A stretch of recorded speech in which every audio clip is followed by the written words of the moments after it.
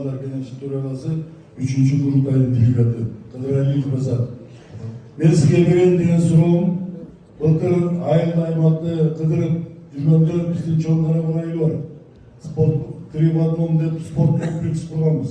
Айылдың ақсақалдары, жаштары болып, өзіміздің ақшауызменен бүгінгі күнде ошол спорт комплекс системасы тұрды.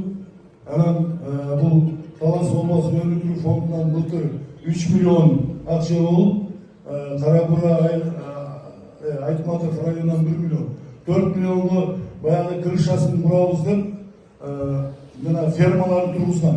Бірақ бүгінгі фермасы ал жерге 18 штук ферма кетеді екен. Бүгінгі 10 ғана штук ферма болып тұрады. Анан жаңы сіздің отчетыңызда ұғып алдым 60 миллион ақша экономик етілмеді. Емі ұшыны сізден сұранарыз, бір айыл тұрғындары сұранады, ұшыны да айта бар деп айтқан әлі де саламын аманатын айтып отам меске. Ұшыда бір жардам көрсетсеңіз.